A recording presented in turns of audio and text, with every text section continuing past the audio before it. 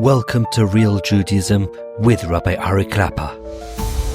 Unfiltered wisdom for Jewish life. Okay, we're going to begin here on Daf Kuf Gimel. Perish Ata Echad. We discussed, I'm sorry, not Kuf Gimel, Kuf Aleph, right? We discussed Tiferes Gedula last time, a couple weeks ago, and we discussed how when HaKadosh Baruch Hu was paying, so we pull out all the stops. There is no, there's no limit to what Shabbos can be if HaKadosh Baruch Hu was paying. So realize that's what really the Tiferes Gedula is, the greatness. You see the greatness when you can do anything, right?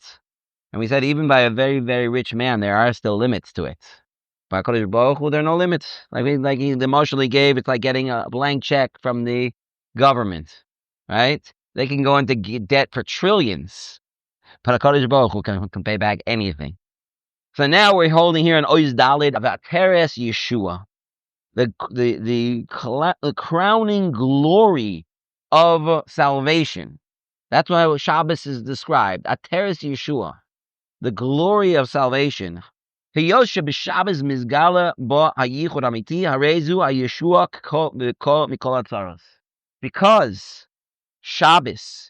revealed the yichud, the true yichud, the true oneness of HaKadosh Baruch Hu, which we've said that's the fundamental yisoid, the fundamental idea of Yiddishkeit is that HaKadosh Baruch Hu is the only true one. And if he's the only true one, that means he's in charge of nature. Nature is not above him. He's in charge of nature, which means there is nothing else. There's nothing else that has power over him. So once we know that's the trueness of HaKadosh Baruch Hu's oneness, that is the ultimate yeshuah from kol tzarah, from all of our difficulties. The ultimate salvation is from all our difficulties is to understand that really these difficulties are meaningless, because the one who has the power over them can change things in a second, because the rule doesn't mean anything to him, because he is above everything. Yes, it's true, he set up nature. He set up nature in a certain way that things seem to run a certain way. I think maybe I mentioned it the last time, but I saw recently, could I repeat again? I saw it recently in Reb Dessler writes about how nature is really just a illusion. Did I mention this last time? Nature is just an illusion.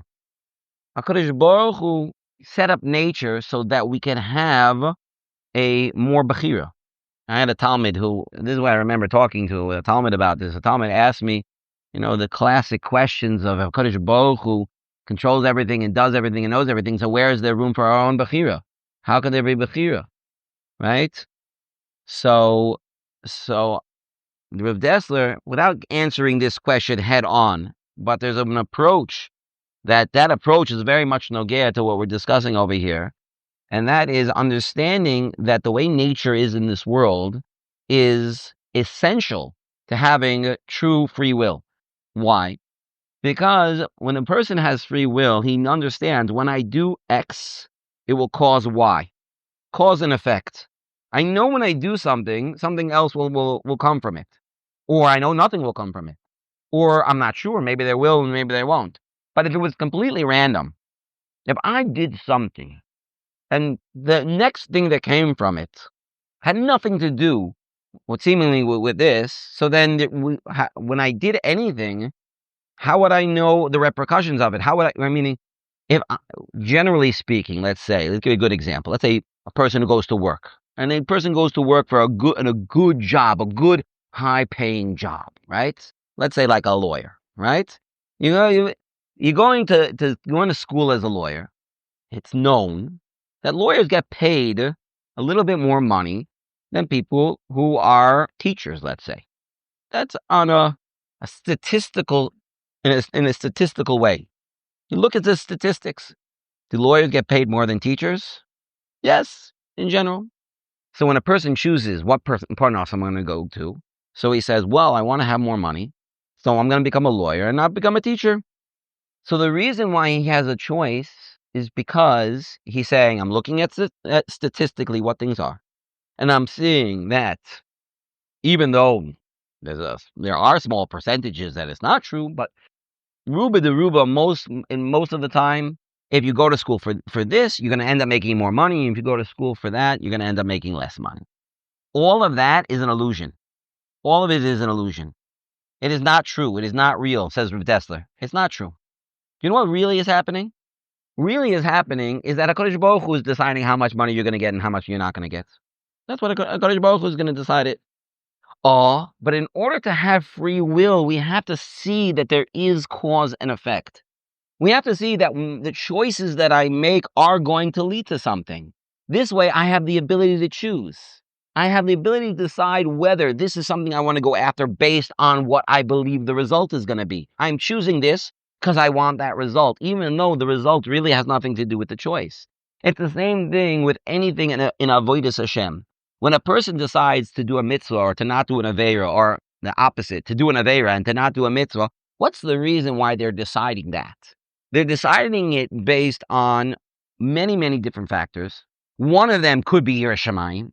Another one could be, am I going to gain from this? So in order to have free will, you have to have a side which is not Yiras Shamayim.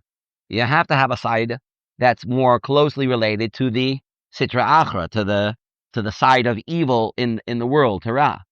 And that could be based on statistics.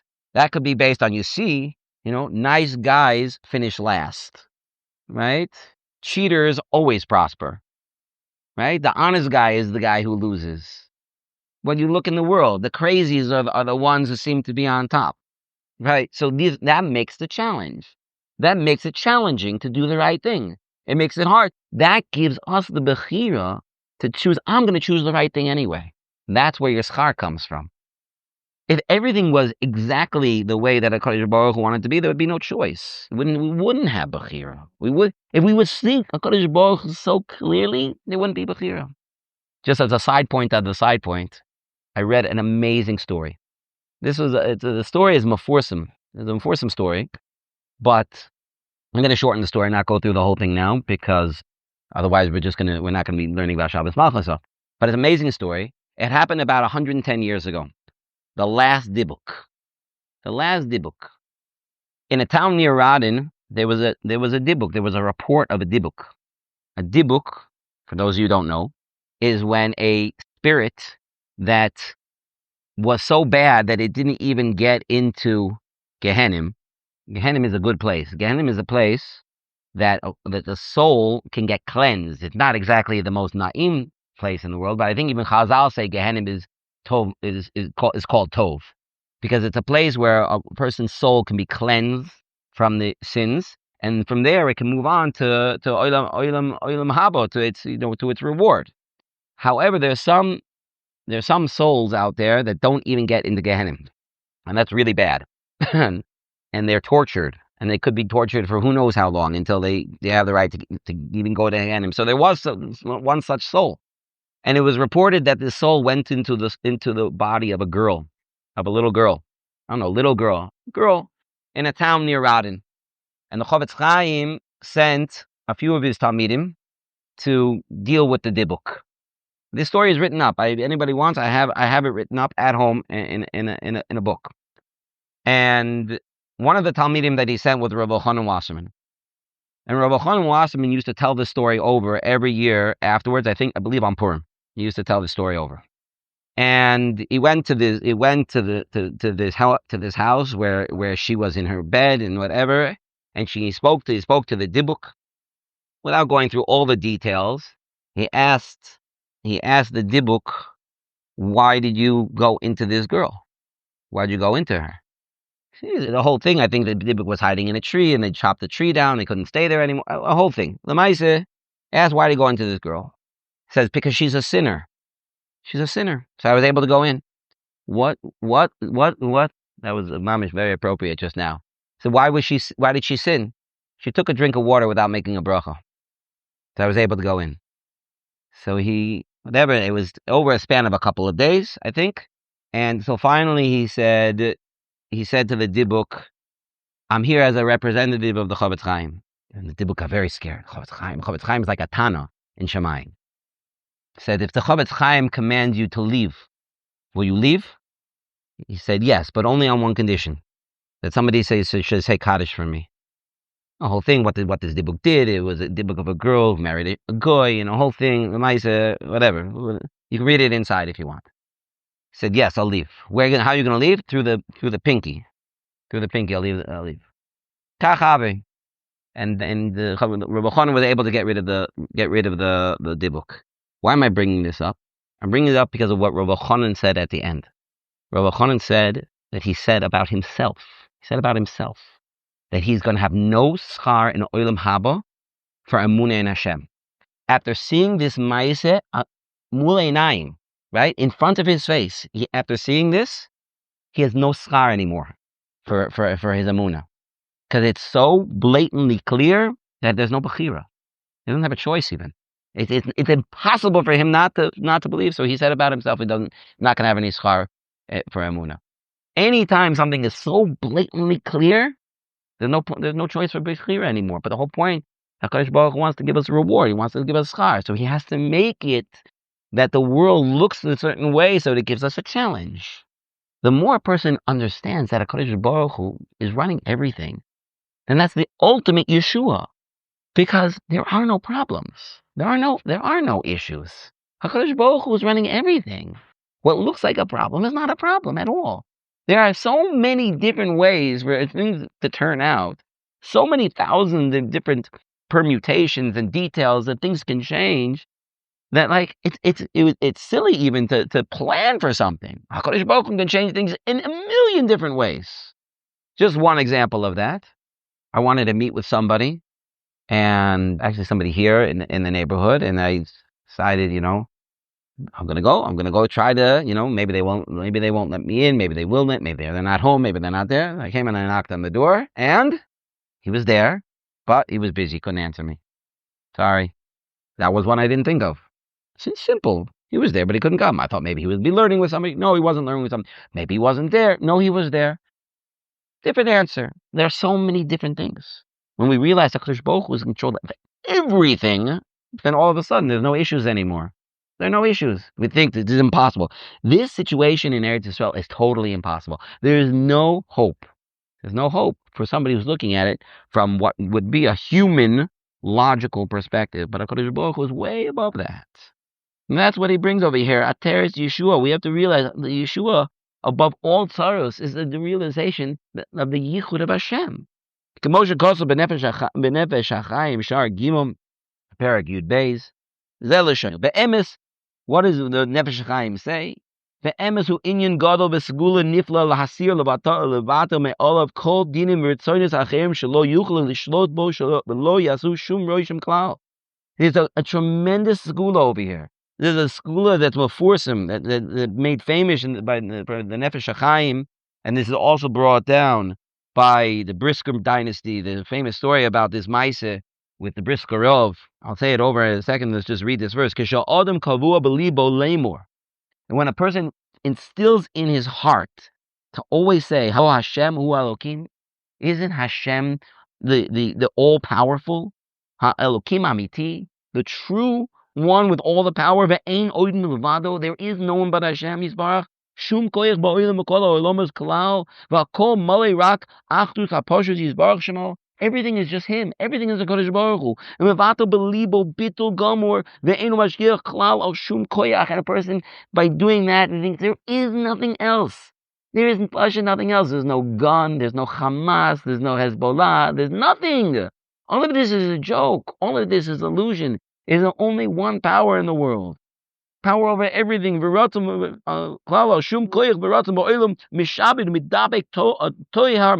a person works on this, and he purifies his mind, that this is his thought, that Rak la'adon yochid baruch hu, it's always his power, is only to Hashem. Kain yaspik hu yisbarach biyado shememela yidbatu me'elav kol ha'koichos v'ritzonos ba'olam shelo yuchel lepol lo shum davar klal. Then all those koichos in the world won't have any power at all.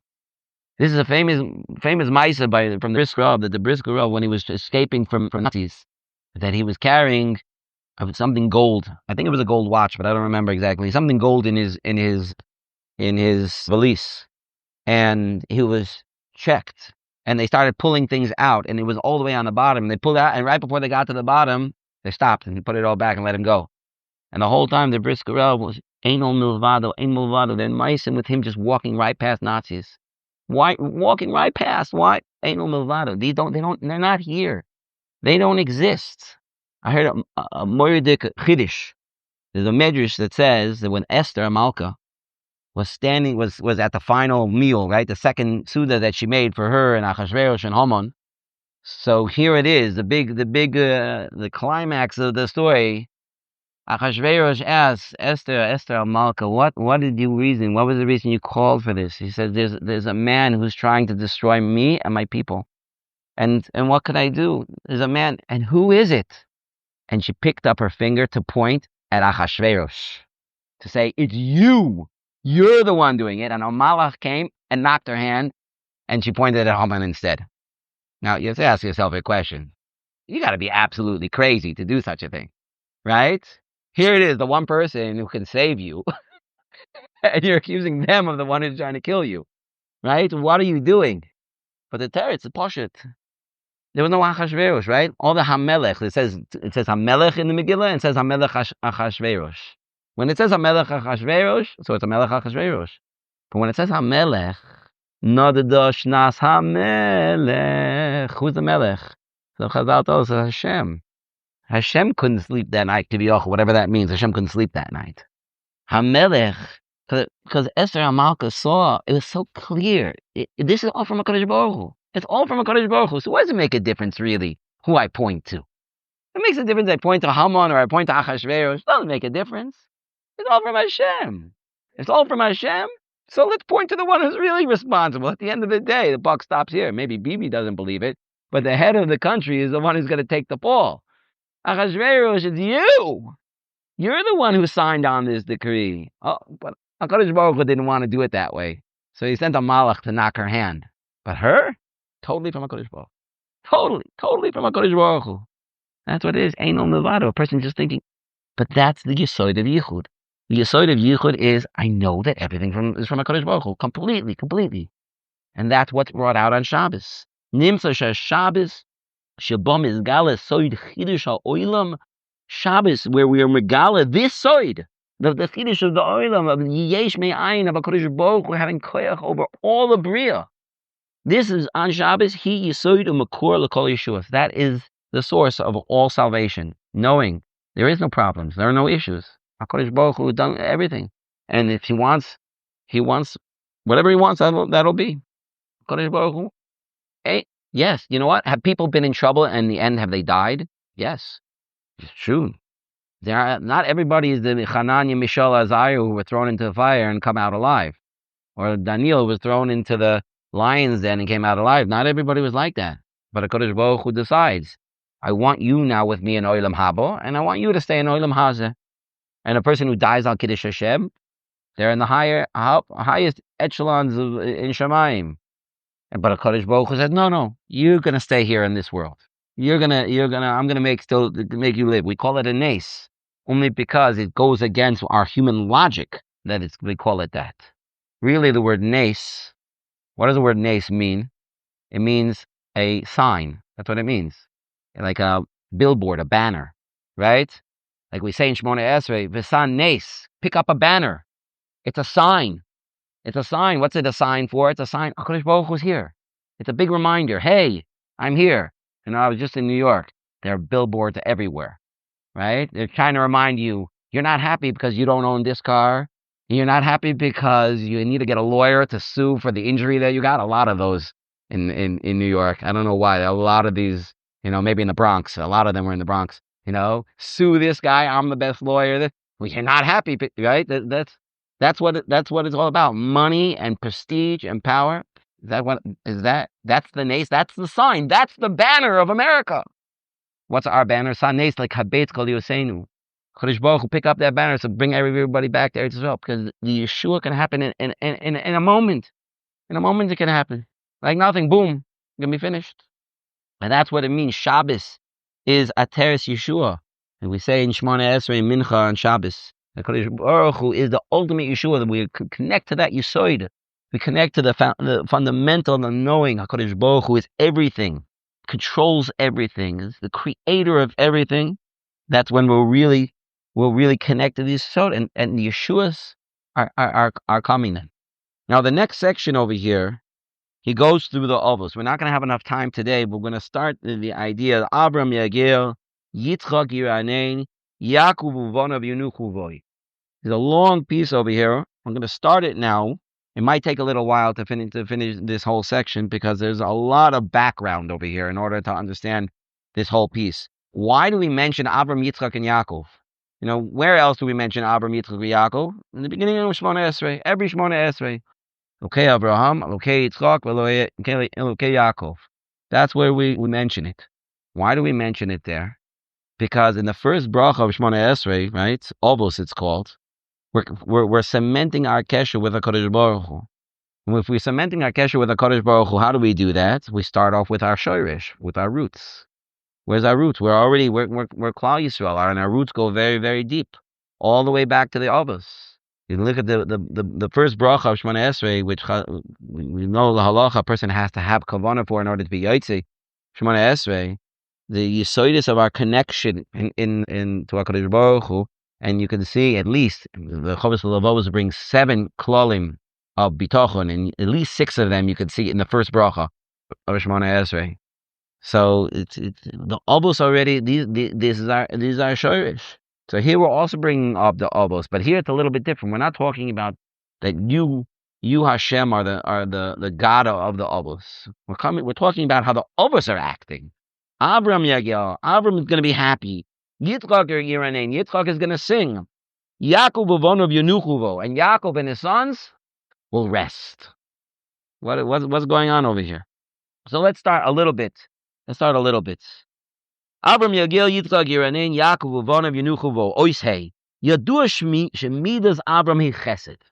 The midah of Avram Avinu is Chesed. That's how Avram Avinu brought HaKadosh Baruch Hu into the world, showing the Chesed of HaKadosh Baruch Hu to all those pagans out there. Very interesting. When I was in America now, there was getting ready for elections, so I saw election signs. There's somebody in New Jersey named Pagan who's running her office.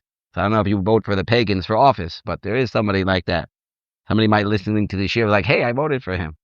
The might say, Chesed la'Abraham. Chesed la'Abraham. V'hamuvan ha'poshut. Shekol chai Avraham hayu mole hitlahavut. Eich ha'olam kulo mole chesed Hashem ba'oifen muflag ve'ein soifi.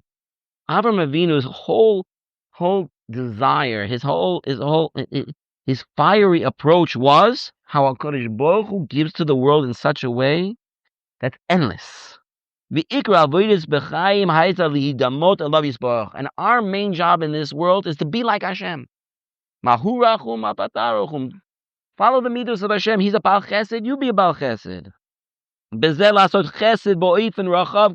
As much as you could do.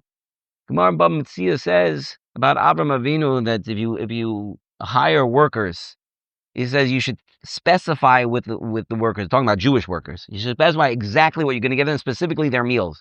Because if you don't, then even if you give them meals like Shlomo HaMelech, still not good enough. Why? Because they're Bnei Avram, Yitzchak, Yaakov. And the Gemara there explains how the meals that Avram Avinu gave were much more elaborate and lavish than even the korbanos, thousands of korbanos that Shlomo HaMelech brought. Avram Avinu gave unbelievable. You see what he gave to these 3 Arab travelers, shechted 3 animals for them so they could all have the tongue, because there's only 1 tongue per animal. So he wanted each one of them to have the most delicious part of, okay, not everybody agrees, but maybe from this chazal, you see officially the tongue is the most delicious part of the meat of an animal. You see the tremendous chesed. That's what Avram Avinu was all about. By doing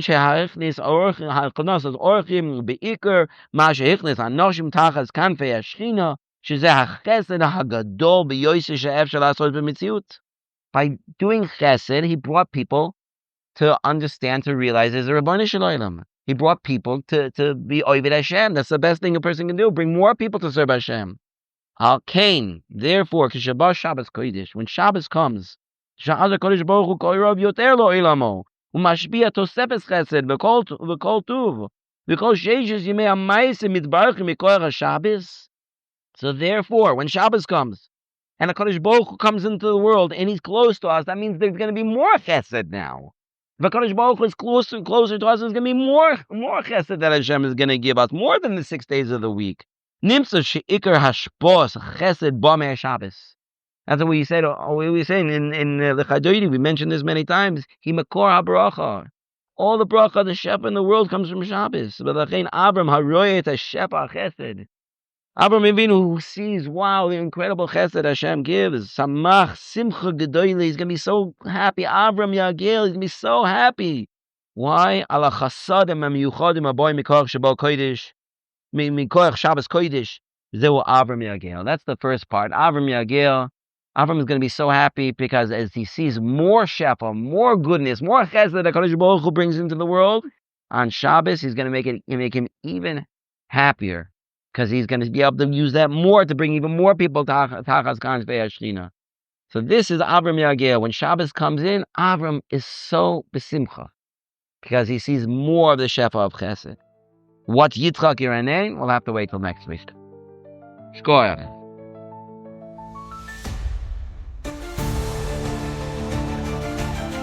Thank you for joining Real Judaism, where we explore Torah's wisdom for real life.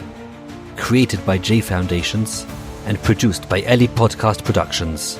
Find more episodes at realjudaism.org and subscribe wherever you listen to podcasts.